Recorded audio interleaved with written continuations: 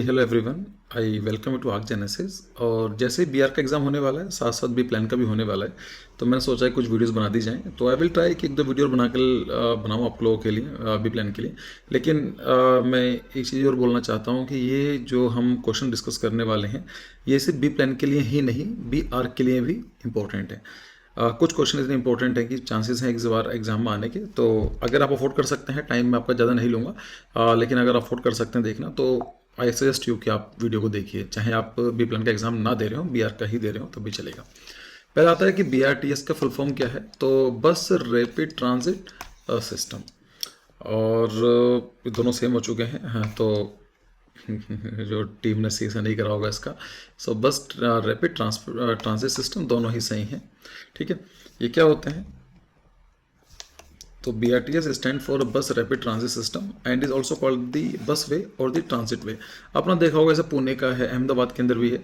तो ये बस के लिए एक स्पेशल डेडिकेटेड कॉरिडोर्स बनाए जाते हैं, तो बस उसी में चलती है, इसको बोलते हैं बी आर टी एस। ठीक है। Ground water recharge is mandatory for the plot size of.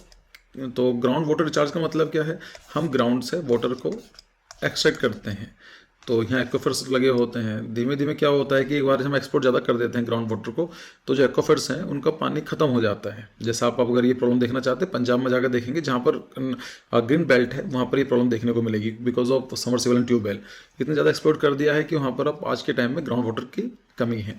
तो गवर्नमेंट ये चाहती है कि उनको रिचार्ज करा जाए। तो यहाँ पर एक कंडीशन रखी गई है कि अगर किसी भी एरिया में अगर कोई प्लॉट का साइज 500 स्क्वायर मीटर ज़्यादा है, then it is mandatory to give the recharge, mandatory for to provide the ground water recharge facilities.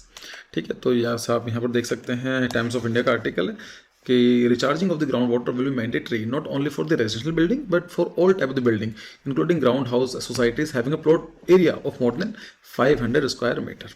ठीक है, आगे चलते हैं। The plan of Washington DC was first conceived by. तो वॉशिंगटन डीसी आपने देखा है कहाँ पर, अमेरिका में है।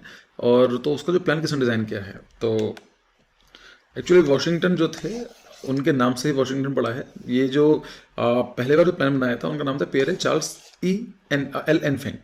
इन्होंने डिज़ाइन प्रपोज किया, उसके बाद वॉशिंगटन थे, उन्होंने फाइनल वगैरह किया था। ठीक है, तो बस ना नाम याद रख लीजिए, Pierre Charles Enfant. So the next question is Acropolis in Greek were mainly, मतलब एक्रोपोलिस जो ग्रीस में क्या था? सिटाडल था, मेट्रो मार्केट पैलेस थे, पब्लिक स्क्वायर था, या फिर असेंबली थी? देखो, एक्रो का मतलब होता है हाई और पोलिस का मतलब होता है सिटी। तो नाम से क्या महसूस हो रहा है आपको कि एक ऐसा शहर जो ऊंचाइयों पर बसा हुआ है। ठीक है, अगर मैं आपको बात करूं कि जो ग्रीक सिटीज़ हुआ करते थे, टाउन्स हुआ करते थे, वो 3 पार्ट में डिवाइड रहते थे, like this. So this was called as a height city, high town. इसको बोल देते थे एक्रोपोलिस। ठीक है, एक्रोपोलिस। जो ये पार्ट हुआ करता था, उसको बोलते थे मिडल सिटी, मिडल टाउन। और ये हुआ करता था लोअर टाउन। लोअर टाउन ज़्यादातर ये यहाँ पर आपको स्लेव्स एंड वुमेन्स देखने को मिलती थी। मतलब वुमेन्स और स्लेव को सिर्फ यही एरिया डेडिकेटेड था। ये मिडिल टाउन में या फिर अपर टाउन में नहीं जा सकती थी। मिडिल टाउन क्या था? ये कॉमर्शियल एक्टिविटीज़ का सेंटर हुआ करता था, जहाँ पर जो बेसिक कॉमर्शियल एक्टिविटीज़ हुआ करती थी, लेन देन का काम हुआ करता था, पॉलिटिकल डिसीजन लेने हुआ करते थे, लाइक गैदरिंग प्लेसेस हुआ करते थे। पब्लिक स्क्वायर यहाँ पर देखने को मिलेगा।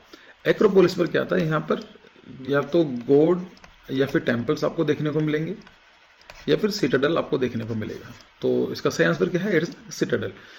जैसे एक एग्जांपल मैं देता हूँ पार्थेनन का। जो पार्थेनन टेम्पल है, मैंने फोटो डाली हुई है जिससे। सो एक्रोपोलिस का मतलब क्या होता है? High city. ठीक है, जैसे नाम से बता रहा है। So this is a high town, है ना, एक सिटी का ऊंचाई वाला पार्ट है। यहाँ पर आपको टेम्पल देखने को मिलेंगे, सिटल देखने को मिलेगा, पूरा फोर्टिफाइड एरिया देखने को मिलेगा। जो ग्रीक लोग हुआ करते थे, वो मानते थे कि जो गॉड हैं वो ह्यूमन से कई गुना ज़्यादा अच्छे हैं, like they are superior than human. इसलिए उनकी जो सही जगह क्या है? एक अच्छे एरिया पर, मतलब अच्छी लोकेशन पर है। तो आपको इसलिए लोअर टाउन, मिडिल टाउन ऐसे देखने को मिलेगा। तो यहाँ पर वुमेन्स एंड स्लेव रहते थे। मिडिल जो हुआ करता था, यहाँ पर commercial activities, amphi theatres, stadiums वगैरह हुआ करते थे। और यहाँ पर टाउन पर आपको गॉड के लिए सिटाडल वगैरह देखने को मिलेगा। सो क्लियर हो गया इसका आंसर क्या है? एक्रोपोलिस का मतलब सिटाडल। फिर आते हैं how many types were the villages classified in Mansehra. देखिए ये भी एक बहुत पुरानी एंशंट बुक है जो एक आर्किटेक्चर के ऊपर एक बताती है कि किस तरह से डिज़ाइन होना चाहिए। तो यहाँ पर टोटल 8 तरह के विलेजेस क्लासिफाइड किए गए हैं। तो ये किस तरह के, इतना मुझे नहीं लगता कि आप सभी पूछेंगे प्लानिंग के एग्जाम। बस आपको याद रखना है कि there are total 8 kinds of the villages defined according to their shapes. किस तरह की शेप्स हैं उनके हिसाब से 8 तरह के विलेजेस हैं। अब मौका मिलेगा तो मैं इसको पूरा डिस्कस कर लूँगा 8 कितने तरह के थे। वैसे एग्जाम के परस्पेक्टिव इतना आपके काम का नहीं है। फिर आता है which is the necessary pre requisite for study A city. अगर आप एक सिटी को पढ़ना चाहते हैं, स्टडी करना चाहते हैं, स्टडी का मतलब साइंटिफिक स्टडी, मतलब उसको फैक्ट्स एंड फिगर्स के हिसाब से होगा, तो उसके लिए सबसे जरूरी क्या चीज़ है? अर्बन इकोलॉजी देखना, या टोपोग्राफी, या ज्योग्राफी, या फिर रिलीजियस कैरेक्टरशिप। तो रिलीजियस का मतलब क्या है? अगर आप स्टडी करना चाहते हैं, फलाना देखें कितने हिंदू हैं, कितने मुस्लिम हैं, कितने क्रिश्चियन हैं, तो ये अलग हट गया। ज्योग्राफी जरूरी है, कहीं भी सिटीज आप देखते हैं ज्योग्राफी के बिना तो कुछ पॉसिबल ही नहीं है, लेकिन यहाँ पर लिखा है कि प्री रिक्विजिट सबसे पहले क्या है। टोपोग्राफी इतना भी जरूरी नहीं है, लेकिन urban ecology yes, this is the most important thing. Urban ecology का मतलब क्या होता है? Urban ecology is a scientific study, है ना, of the relation of the living organism with each other. कि मतलब एक स्पीसी है, दूसरा ये है, ये आप हैं या मैं हूं, इस तरह से आपस में क्या इंटरेक्ट करते हैं। So it is a scientific study of the relationship of living organism with each other. आपस में क्या उनका रिलेशन है, and surrounding in their urban environment. और इसका मतलब ये नहीं कि सिर्फ आपस में डील कर रहे हैं, जो नॉन लिविंग थिंग्स हैं जैसे एयर है, वाटर है, सॉइल है, इनके साथ क्या इंटरेक्शन है।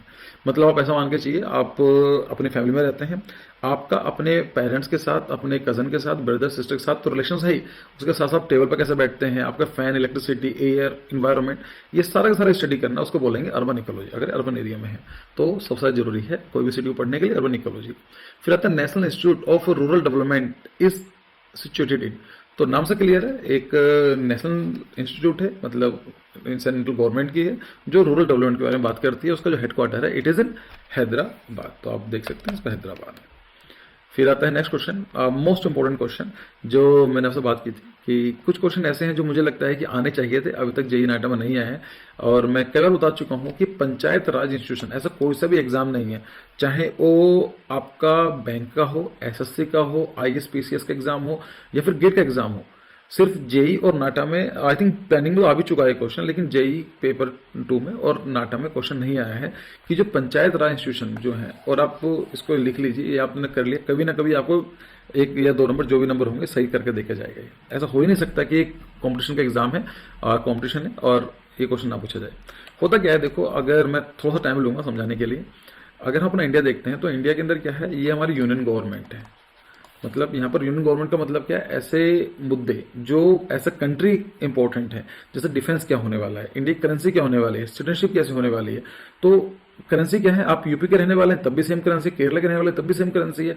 यहाँ का जो डिफेंस है, इंडियन आर्मी है, वो आप कहीं के भी हो, पूरी इंडियन आर्मी डिफेंस करती है ना, उसकी जो करेंसी है, कौन से रुपीज कैसे देने हैं, तो ये सारे नेशनल इंटरेस्ट इशूज हैं, तो यूनियन गवर्नमेंट इसको डील करती है। फिर इसके नीचे आते हैं स्टेट गवर्नमेंट, आपकी जो राज्य सरकार है। अगर आप पंजाब के हैं तो पंजाब के जो लोकल इश्यूज हैं, हेल्थ हो गया, लॉ एंड ऑर्डर हो गया, एग्रीकल्चर हो गया, सो ये उनको डील करती है, ठीक है। तो उसके नीचे आते हैं आपके पंचायत, मतलब पंचायत एंड म्यूनिसिपैलिटीज। आप ऐसा मानकर चलिए कि आप किसी एक लोकल एरिया में रहते हैं, विलेज में रहते हैं, उनकी छोटी सी प्रॉब्लम है, लेट से कि वहां पर फ्लड ज्यादा आती है, हर साल पानी आता, बाढ़ आ जाती है। अब उनमें मोदी जी को कैसे पता चलेगा कि विलेज में क्या प्रॉब्लम हो रही है? तो ये वाली बात आती है कि यूनियन गवर्नमेंट ऐसे इन चीज़ों को देखे, सब्जेक्ट्स को देखे जो एज अ कंट्री लिए जरूरी हैं। स्टेट गवर्नमेंट उन इंटरेस्ट को देखे, उन सब्जेक्ट्स को देखे जो एज अ स्टेट जरूरी हैं। लेकिन जो पंचायत है, जो लोकल मुद्दे होते हैं, लोकल जो इश्यूज होते हैं, इनको पंचायत और म्यूनिसिपैलिटीज को दे देने चाहिए कि अपने आप से डील करते हैं। इसको बोला जाता है बॉटम टू टॉप अप्रोच। ये क्या है, टॉप पर है और ये बॉटम है, बॉटम टू टॉप अप्रोच। तो ये जो हमारा कॉन्स्टिट्यूशन बनकर आया था, सिर्फ इन दोनों के बारे में बात की गई थी, यूनियन एंड स्टेट गवर्नमेंट। लेकिन इसके ऊपर काफी टाइम से बात चल रही थी और महात्मा गांधी जी तो इसके बहुत ज्यादा वो थे, सपोर्ट करते थे कि पंचायत ही होना चाहिए। उनका मानना था कि the soul of India lives in village. तो उनका था कि विलेज को इतना एम्पावर कर दो, ओपन सब मत बताओ कि सेंट्रल गवर्नमेंट ना बताए ये करना है। विलेजेस जो है वो अपने आप ही सेल्फ सफिशिएंट है, इकोनॉमी इतनी सही है, अपना आप कर सकते हैं। तो क्या हुआ कि इसके इंडिया के इंडिपेंडेंस के बाद ही ये डिमांड होने लगी कि हमारे संविधान में इनको डाला जाए, पंचायत और म्यूनिसिपैलिटीज को। पंचायत का मतलब गांव के एरिया को गवर्न करना, और म्यूनिसिपैलिटीज का मतलब होता है अर्बन एरिया को गवर्न करना।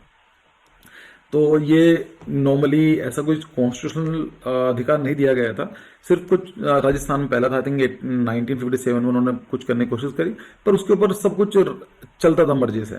फिर क्या होता है, कई बार कई डिफरेंट गवर्नमेंट्स आई, कई सारी कमिटीज बैठी, उन लोगों ने बताया कि ऐसा होना चाहिए, लेकिन बहुत मेहनत करने के बाद ये नहीं हुआ। अल्टीमेटली क्या होता है, 73 एंड 74 कॉन्स्टिट्यूशन अमेंडमेंट एक्ट, मतलब अब कॉन्स्टिट्यूशनल अमेंडमेंट एक्ट का मतलब होता है हमारे संविधान को 1950 में 26 जनवरी 1950 में हमारा संविधान बनकर तैयार हुआ।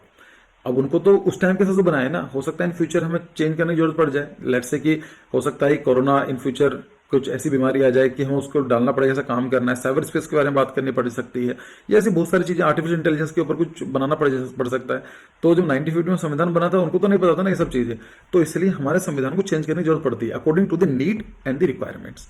तो ऐसा ही जिसको अब पहली बार जो चेंज हुआ उसको बोला गया फर्स्ट कॉन्स्टिट्यूशनल अमेंडमेंट एक्ट, दूसरी बार जो हुआ उसको बोला सेकंड कॉन्स्टिट्यूशनल अमेंडमेंट एक्ट। तो होते होते जब 73 एंड 74 जो कॉन्स्टिट्यूशनल अमेंडमेंट एक्ट हुआ, इसका मतलब हमारा संविधान 72 बार ऑलरेडी चेंज हो चुका था बनने के बाद।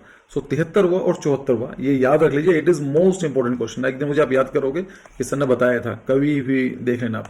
तो 73 एंड 74 कॉन्स्टिट्यूशनल अमेंडमेंट एक्ट इतनी बार होने के बाद अल्टीमेटली क्या होता है, इन 1992 में पंचायत को और म्यूनिसिपैलिटीज को एक संवैधानिक अधिकार मिल गया। अब ये कंपलसरी हो गया स्टेट गवर्नमेंट को, राज्य सरकारों को, कि वो पंचायत और म्यूनिसिपैलिटीज अपने स्टेट में बनाएंगे, जिससे कि ग्रास रूट डेमोक्रेसी को प्रमोट किया जा सके, डिसेंट्रलाइज अप्रोच को प्रमोट किया जा सके, बॉटम टू टॉप अप्रोच को प्रमोट किया जा सके। ये सब लगभग मिलते जुलते हैं, ठीक है।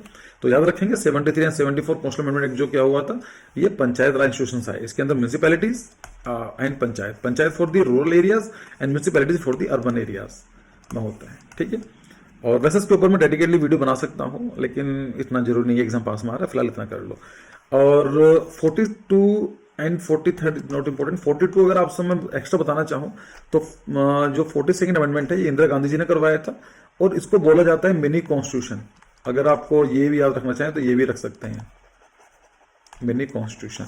मतलब इतना चेंज हुआ हमारा संविधान 42वें संशोधन में इन 1976, यस 1976 में संविधान को इतना बार चेंज करा गया, इतना डिटेल चेंजेस किए गए, जैसे लोकसभा की बढ़ा दी, प्राइम मिनिस्टर को एम्पावर कर दिया गया, प्रेसिडेंट को ये बोल दिया गया कि आपको प्रधानमंत्री की बात माननी है, ऐसी बहुत सारी चीज डाली गई। तो इतना बड़ा चेंजेस किए गए, इसकी हम उसको बोल देते हैं कि it was a mini constitution. तो पूछे आपसे कि mini constitution was 42nd constitution amendment act. 86 constitution amendment act में क्या हुआ था, ये RTE मतलब not RTI, it is right to education, मतलब आपको शिक्षा का अधिकार दिया गया। अब ये नहीं है मतलब हर बच्चे को, चाहे वो किसी भी रिलीजन से बिलोंग करता हो, चाहे वो उसकी इकोनॉमिक कंडीशन क्या रही हो, उसको एक पढ़ाई का अधिकार है। लेकिन इसका मतलब ये ना डिग्री करने के लिए सिर्फ इतना दिया गया 6 से लेके 14 ईयर्स, मतलब 6 साल से बड़ा बच्चा हो और 14 साल छोटा का बच्चा हो, उसको प्राइमरी एजुकेशन का अधिकार रहेगा, और ये गवर्नमेंट की जिम्मेदारी है उसको प्रोवाइड करने के लिए। तो आप चाहें तो ये भी याद रख सकते हैं, 86 कॉन्स्टिट्यूशनल अमेंडमेंट एक्ट ये करता है राइट टू एजुकेशन। ये आया था 2002 के अंदर, और आर्टिकल नंबर 21A ये ऐड किया गया था। एक्चुअली जब रोहिंग्याज वाला इशू चला था ना, 4-5 साल पहले की बात है, तब इस आर्टिकल काफी न्यूज में था कि जो 21A है ये सभी के लिए है जो इंडिया की लैंड पर है, चाहे इंडियन हो या बाहर का बच्चा हो। तो ये वाली बात आई थी कि जो रोहिंग्याज आ चुके हैं तो उनके पास भी आर्टिकल नंबर 21 सब क्लोज A का अधिकार है बच्चों को कि उनको पढ़ाई देनी चाहिए, ऐसा नहीं कर सकते। खैर उस टाइम की बात थी। 64 इतना कुछ खास नहीं है, वैसे आई थिंक पंजाब के लिए था, लाइक ये फालतू कॉन्स्टिट्यूशन अमेंडमेंट है, इसको आप नहीं याद रखेंगे, ठीक है। 73 74 अमेंडमेंट इसको याद रख लेना, ये बहुत इंपॉर्टेंट क्वेश्चन है। फिर आता है नीति आयोग क्या है, ये नीति आयोग क्या है, एक कॉन्स्टिट्यूशनल बॉडी है। मतलब कॉन्स्टिट्यूशनल बॉडी का मतलब होता है कि इसका जिक्र या इसका मेंशन हमारे संविधान में क्या गया है, तो हम उसको बोलेंगे कॉन्स्टिट्यूशनल बॉडी। तो नीति आयोग में बात हमारा संविधान कुछ नहीं करता है, ठीक है, इसको नहीं है। प्राइवेट एंटिटी ये भी नहीं है, NGO भी नहीं है, नॉन गवर्नमेंट ऑर्गेनाइजेशन वो भी नहीं है, it's a public policy think tank. ये क्या हुआ था, ये कब आया था, 1 जनवरी 2015 को। इससे पहले क्या हुआ करता था, प्लानिंग कमीशन, पीसी बुलाते थे प्लानिंग कमीशन, तो इसको एक दिन पहले खत्म किया और उसके अगले दिन नीति आयोग बनाया गया। अब ये क्या काम करता है, इनको ज़्यादा न्यूज़ में नहीं रहा, मतलब रिपोर्ट रिलीज करता है, रिसर्च करता है, ये करना चाहिए, ऐसा कुछ डिसाइड नहीं करता। So this is a public policy think tank. ठीक है, last question for today, which of the following is an street furniture. कि आपको बताना है कि स्ट्रीट फर्नीचर क्या होता है। ऐसे ये फर्नीचर जो स्ट्रीट पर लगाया जाता है, रोड पर लगाया जा सकता है, दिस इज द स्ट्रीट। और यहाँ पर आप क्या क्या फर्नीचर लगा सकते हैं उसको बोलेंगे स्ट्रीट फर्नीचर। बेंच लगाई जा सकती है, हाँ जी सर बेंच लगा सकते हैं, किसने मना किया, आप लगाओ, होते भी हैं। तो ये तो है, बिल्कुल ये भी है इस तरीके से ना। मैं थोड़ा सा एक्चुअली जल्दी कोशिश कर रहा हूँ करने की, तो बाकी इतने इंटरेस्टिंग टॉपिक थे पीछे वाले, इसके ऊपर तो आधा घंटा डिस्कशन कर सकते थे। खैर, पोस्ट ऑफिस, बिल्कुल पोस्ट ऑफिस के आपने देखा होगा, यहाँ पर लगे होते हैं। प्लांटेशन, बिल्कुल प्लांट्स भी लगाए जाते हैं, यहाँ पर होते हैं, प्लांटर्स लगे हुए होते हैं छोटे छोटे। कैरेज वे ये नहीं, कैरेज वे जो होता है अलग चीज़ है, ये अलग है, ये स्ट्रीट फर्नीचर में काउंट नहीं होगा। सो इज नॉट, नॉट का मतलब this is the right option. I hope कि आपको कुछ समझ में आया होगा, सीखने को मिला होगा। I hope and very best of luck for your exam. बाकी पूरी प्लेलिस्ट में जाकर देखिए, कुछ वीडियोस और भी हैं, उनको देखेंगे तो आपको डेफिनेटली कुछ सीखने को मिलेगा। So thank you for your time and see you in the next video. Bye bye.